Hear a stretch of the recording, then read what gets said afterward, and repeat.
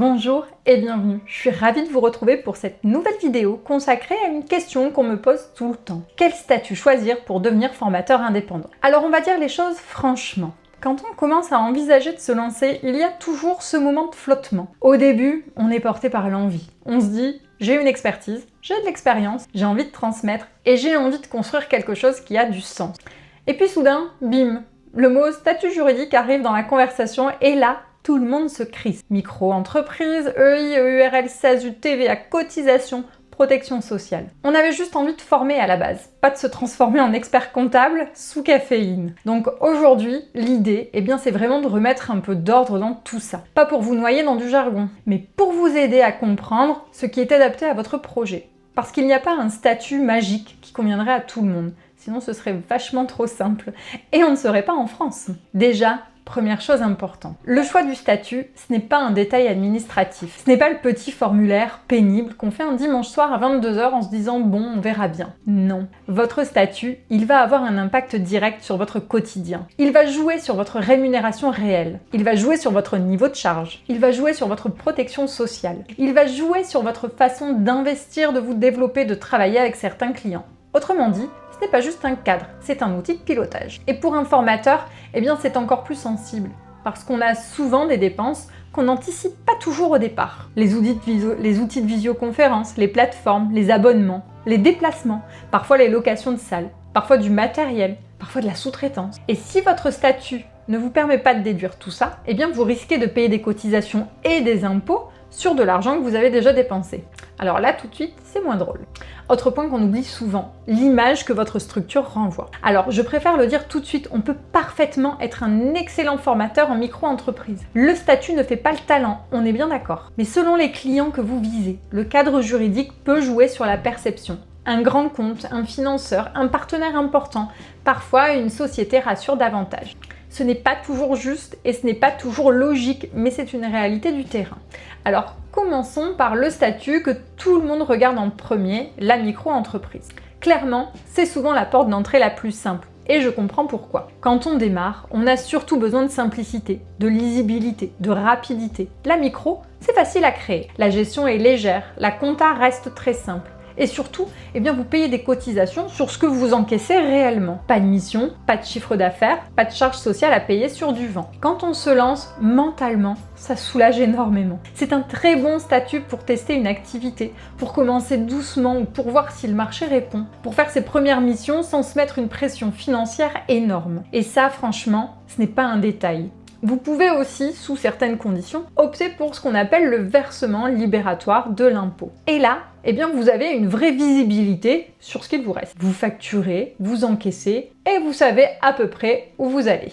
Pour démarrer, ne nous le cachons pas, c'est très confortable. Mais parce qu'évidemment, il y a un mais, la micro-entreprise a aussi ses limites. Déjà, il y a le plafond de chiffre d'affaires. Donc si votre activité se développe bien, à un moment, vous risquez d'être un peu à l'étroit. C'est plutôt une bonne nouvelle, on est d'accord, mais il faut l'anticiper.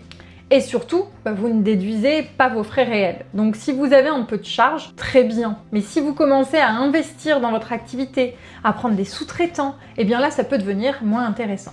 En gros, la micro, c'est un très bon tremplin quand on travaille, mais vraiment seul. Mais ce n'est pas forcément la maison familiale dans laquelle vous allez finir vos jours. Ensuite, on a l'entreprise individuelle, l'EI. Alors là, on est déjà sur quelque chose de plus structuré, tout en restant assez accessible. Depuis la réforme de 2022, il y a une vraie avancée, votre patrimoine personnel est mieux protégé. Et ça, c'est une excellente chose. C'est souvent une bonne option pour les personnes qui veulent rester seules, sans créer de société, mais avec un fonctionnement plus solide qu'en micro. L'avantage majeur, c'est le régime réel. Et là, on entre dans un sujet très important, la déduction des charges. Votre ordinateur, vos logiciels, vos déplacements, vos abonnements, votre matériel, tout ce qui est réellement lié à votre activité peut venir en déduction. Et ça, ça change beaucoup de choses. Parce que cette fois, vous ne payez des cotisations et des impôts que sur ce qu'il vous reste réellement après vos dépenses professionnelles. Donc, si vous avez une activité avec davantage de frais, l'EI peut être beaucoup plus pertinente que la micro. C'est souvent un bon choix pour un formateur qui commence à avoir une vraie activité, un chiffre d'affaires plus conséquent, un fonctionnement plus installé, mais qui ne souhaite pas forcément montrer une société tout de suite. Ensuite, on arrive aux sociétés. Et là, on parle surtout de SASU et de URL quand on est seul. La SASU, c'est souvent le statut qui attire, parce qu'il renvoie une image très pro. Et ce n'est pas faux. Quand vous êtes en SASU, vous êtes président assimilé salarié. Donc vous bénéficiez d'une protection sociale proche de celle d'un salarié, hors chômage bien sûr. C'est rassurant, c'est structuré. C'est souvent apprécié par les profils qui viennent du salariat et qui veulent garder un certain niveau de couverture. Mais cette protection a un prix. Et il faut le dire clairement, les cotisations sont élevées. Donc la SASU peut être très intéressante dans certains cas, notamment quand on a un chiffre d'affaires important, une stratégie de développement, une volonté de se rémunérer d'une certaine manière. Et éventuellement, de laisser de la trésorerie dans l'entreprise. Mais ce n'est pas automatiquement le choix le plus rentable au quotidien. De l'autre côté, on a l'EURL. Là, vous êtes sur un régime TNS, travailleur non salarié. Les cotisations sociales sont généralement plus faibles que dans une SASU. Donc, à budget égal, vous avez souvent un revenu net plus important. Et ça, pour beaucoup de formateurs, ce n'est pas un petit détail. L'inconvénient, c'est que la protection sociale est un peu moins confortable sur certains aspects, mais elle peut être complétée, ajustée, pensée intelligemment. L'EURL est souvent choisi par des personnes qui veulent optimiser davantage leur rémunération tout en travaillant dans un cadre sociétal sécurisé. Donc si je devais le résumer très simplement, la micro-entreprise, c'est très bien pour démarrer, tester, rester léger. L'EI, c'est très bien pour développer une activité seule avec une vraie logique économique et la possibilité de déduire ses charges. L'EURL, c'est souvent très intéressant si vous voulez une structure sociétale avec un revenu net optimisé. La SASU, c'est souvent pertinent pour des activités plus développées, avec une logique de protection sociale et de stratégie de rémunération plus fine. Et puis il y a aussi une autre voie qu'on oublie souvent, le portage salarial. Alors le portage, ce n'est pas le statut préféré de tout le monde, mais il a un vrai intérêt. Quand vous voulez tester l'activité, sans créer de structure, sans gérer l'administratif, sans entrer tout de suite dans la jungle des statuts, c'est une possibilité.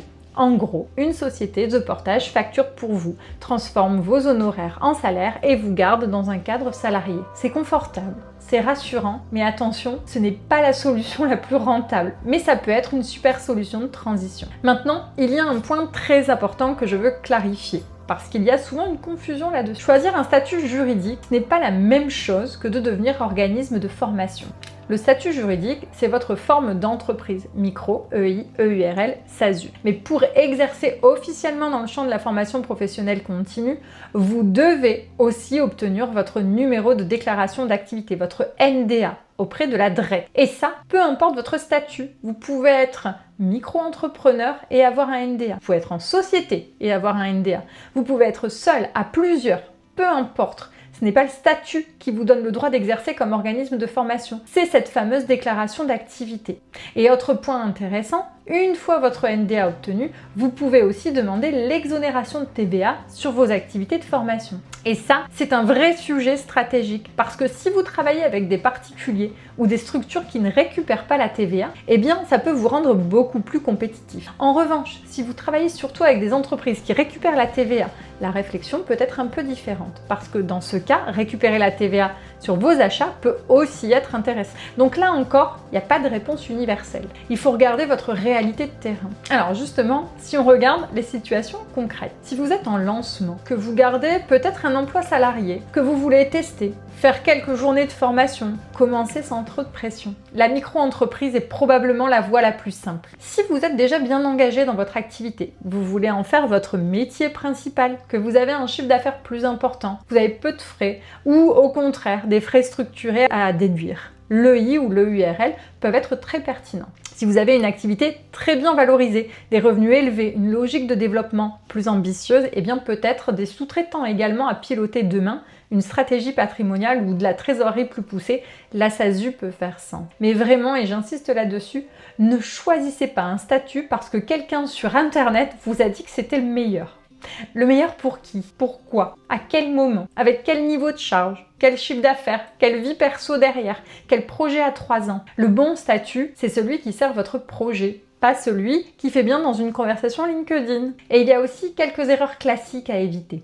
La première, c'est de confondre chiffre d'affaires et revenus. Ça, c'est un classique absolu. Vous voyez un tarif journalier et vous vous dites « Waouh, 800 € la journée, mais c'est royal !» Oui, enfin, attendez 2 minutes. Sur cette somme, vous allez avoir des charges, des impôts, des jours non facturés, des temps de préparation, des périodes creuses, des congés, des investissements. Donc non, votre chiffre d'affaires n'est pas votre salaire. Et heureusement qu'on en parle, parce que sinon, la douche froide arrive vite.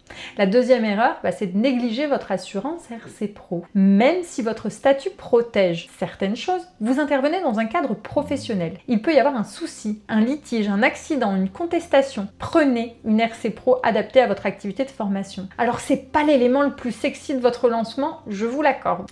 Mais c'est clairement un des plus utiles. La troisième erreur, c'est de croire qu'un bon statut compensera une offre floue. Non. Si votre offre n'est pas claire, si votre ingénierie pédagogique n'est pas solide, si vous ne savez pas à qui vous vous adressez, le meilleur statut du monde ne fera pas de miracle. Le statut est un support. Il ne remplacera jamais le fond. Parce qu'au fond, votre vraie mission, elle est là. Transformez votre expertise en offre de formation claire, utile, structurée, professionnelle. Le statut vient soutenir ça, il ne vient pas le remplacer. Et c'est aussi pour ça qu'il ne faut pas se laisser bloquer trop longtemps par cette question. Oui, il faut réfléchir, oui, il faut comparer, oui, il faut faire des simulations si besoin. Mais non, il ne faut pas rester figé pendant 6 mois en attendant la révélation divine du statut parfait. Le statut parfait n'existe pas. En revanche, il existe un bon point de départ. Et ce point de départ, vous pouvez l'ajuster, vous pouvez évoluer, vous pouvez changer de cadre quand votre activité grandit, vous pouvez commencer simple et structuré ensuite. L'essentiel, c'est d'avancer intelligemment. Parce qu'au bout du compte, ce que vous construisez, ce n'est pas juste une structure, vous construisez une activité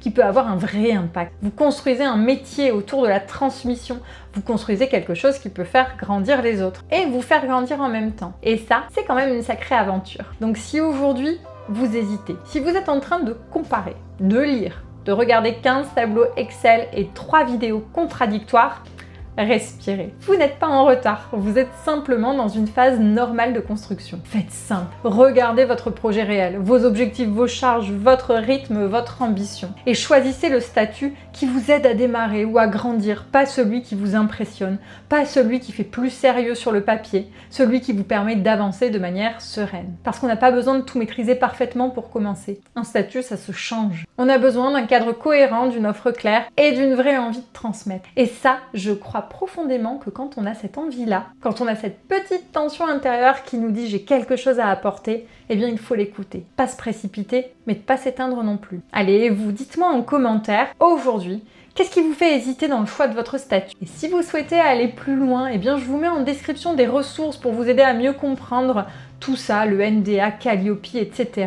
ainsi qu'un lien pour échanger avec l'équipe si vous souhaitez structurer votre projet ou poser vos questions. Merci d'avoir suivi cette vidéo. Prenez soin de votre activité de formation et je vous dis à très bientôt.